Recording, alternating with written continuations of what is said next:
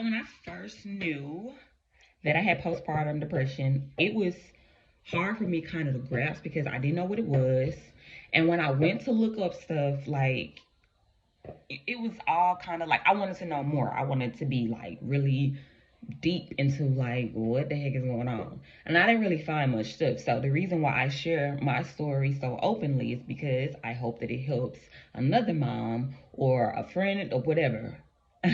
So basically 2018 was the last time I gave birth to my youngest child, and I had a awesome pregnancy. I was happy. I was ready for the baby. I was everything. I didn't even think, if you would have told me that I was going to be like really depressed afterwards, I probably would have just been like, okay, you just need to go eat and sleep. You know, you were a little angry. It happened. So I thought that it would be a few months, you know, something like it was something in me telling me that some attention need to be drawn from somewhere.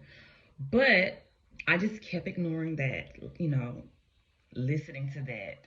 I just kept ignoring it. I would tell myself that I'm just, you know, I'm a new mom. It's just a new mom type of thing. And when I go back to work, it'll be okay. When I heal, I'll be okay. When just so many different things. So, first and foremost, it has been 2, if not more years later, and feelings didn't go away.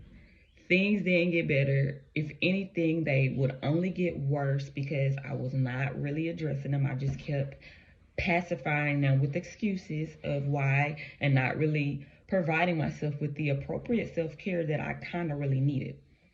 I kept pouring out of my cup and just acting like I was good. So now, 3 years later, or my son's 3, and I'm in a very good headspace. A lot better, but it took a lot to get to this point. And I never would have expected it took that long. And it's like it's still in the process because every day is different. When I gave birth in 2018, everything was great. The birthing process, I was nervous about. I was scared. I have a huge fear of giving birth. Like, I have one prior son, and I had a C section. It wasn't bad. I got through, but I had that same fear when, like, what to expect. That fear was just crazy. And I was so scared because I know the process, I know what's going on, I know what's happening, but it's all just, I don't know. I kept feeling this weird feeling that something bad was gonna happen. Something's not right. My intuition was just rah, rah. I guess that was my intuition or my fear. I don't know. And throughout the process, once I came home with the child, I was so angry, and I was not angry at like anybody around me. I was just really kind of angry at God a little bit because if I'm being completely honest, I wasn't angry at anybody around me. I had an amazing support system, everything. That's why outside of me just giving the birth, I had an amazing people around me. So that didn't contribute to it. I felt robbed of a birthing experience because I had a panic attack a little bit before because the energy in the room was not right. I felt like people weren't listening to me. I felt unheard a little bit. And when we started to do some of the tests, the numbing test, I wasn't fully numbed, and it just really freaked me out. So they gave me a gas mask, and at that point, I think tears just started rolling down my face because I felt like I was not going to come back up from the table. I just felt like I was about to die. And the experience that I experienced during that anxiety attack is like surreal. It's crazy. I really didn't think I was going to, I thought I was about to die. I didn't think I was about to come back. I just started to cry because I was thinking that I was never going to get to even meet the child. So, um, Fast forward, I do wake up and I'm like, oh, I ain't gonna lie. I start feeling myself like I'm up. I'm here. I see people because I really thought I was gone out of here. Like it's I ain't get to kiss my mama, but I was in so much pain and I lost so much blood. I had to go through so many blood transfusions, and my body went into shock, honestly. And I struggled instead of getting the opportunity to be like that moment I looked forward to holding the newborn and being, instead of getting that, I was in pain. I was hurting. I was frustrated because every hour it was something different. Like I was having allergic reactions. Like it was something different. So I was very frustrated. Excuse me. I was very frustrated. It took a toll on me emotionally. So I wasn't excited to see the baby. I mean, I was excited to see the baby, but it wasn't a bond immediately. And that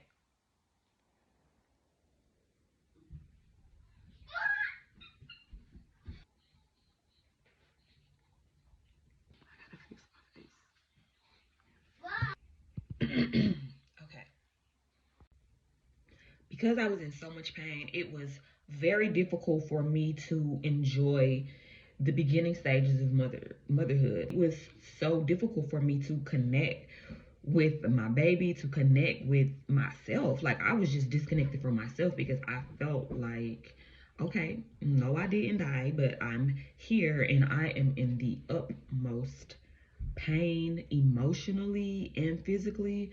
And my physical pain just kind of really always reminded me of my emotional pain. And it was very, very, very, very tough. So even when I started to heal, physically heal my my scars and my body had to go back into like a completely different state, like just taking in another person's blood. Your blood is like kind of it. I couldn't eat some of the same things. It was just like a lot was going on, some weird stuff like skin. I had to go to the dermatologist. It was just consistent things back to back to back to back that were just happening to me, and I couldn't like I didn't give myself an opportunity to not take everything so personally and try to kind of like deal. I didn't deal. I just kept going on and just kept like, okay, I'm just gonna roll with the punches, trying to be that strong woman instead of addressing and honoring things. But there came a point where I actually did break down, and it was a point of me knowing that I do not want my children's memories to be their mom depressed or their mom angry or their mom just not happy. That really is what pushed me to actually just go, because I a lot of things kept me back. Like I really felt like, why do I need to go to the doctor when I have all faith and trust in God to heal me? But apparently, I needed some guidance. And I would like to say that too for people who are very religious. I'm gonna tread lightly. Um, it is okay to get physical help. Like, it's okay. Sometimes your body is made in a way that you just cannot control and you need help. And sometimes you will need a new perspective, being a therapist or whatever the case may be, to help you kind of see things in a different light. And those things are really beneficial. So that was a bit guilt for me, feeling like I would turn my back on God if I go get therapy or if I go do this, because I grew up in the church where you need to believe and depend on God for everything. And I that was a big guilt for me. I don't know. I really, once I just put that down and say, hey, I'm not gonna accept that as my belief, and I'm gonna just go and see what it changed my life. The person who you see today, that's how it all started. Going to going to therapy, I was introduced to meditation practices, and I had a black therapist, and it was just lit. Like it was a great time. Where I am now is I'm doing a lot better. I am taking it a day at a time. I'm speaking to myself a lot better. I am speaking to myself, um, not in a victim mode, but more as knowing that I'm here for a purpose, and I am. If anything else, that purpose is to care for the children that I brought into this world, and that is to love them and to show them that there's someone there for them.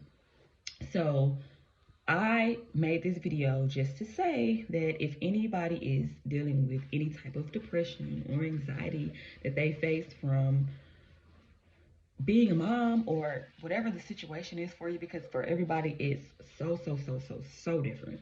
Um, there, you're not alone, first of all, and there is nothing to be ashamed of, because I was never ashamed. I was just confused. Like, how my mama make this look like, a piece of cake? I was confused, I was baffled, and I felt less than because I am not feeling capable to do things that other women are able to do with their children. I'm feeling a little bit like I'm comparing myself and feeling like, oh, maybe I'm not a good mom. Maybe this is what a good mom. Like, I had to let go of what a good mom is, or and I had to, of what the world says a good mom is, and make my own criteria and values for what a good mom is. So that's why I say with this postpartum depression is different for everyone, because you don't really know. It just depends on what your trigger is, and my trigger is always making sure that I am representing myself as a great mother. That's my thing. So make sure that you're giving yourself the same love that you're giving everybody else, because we're the ones that really truly need it in order to fill from that cup. So that could be in any way. Your love can show up different. Your love may be in how you speak to yourself. Somebody else's love may be rest. Somebody else's love may just be speaking up. Whatever it is, or asking for help, whatever it is, however you need to love yourself and give you that love, please by all means do it without guilt. Even some people say, I can't, I don't have nobody that can help. You can help you. So you know what you have to do in the daily. So what can you do to be extra nice to yourself? You have to intentionally do it to help yourself feel good. It's all about us feeling good about ourselves. So I hope this video helped you. And I want to do more videos like this regarding the postpartum depression and anxiety, because it's not a lot of information out there. So let's go.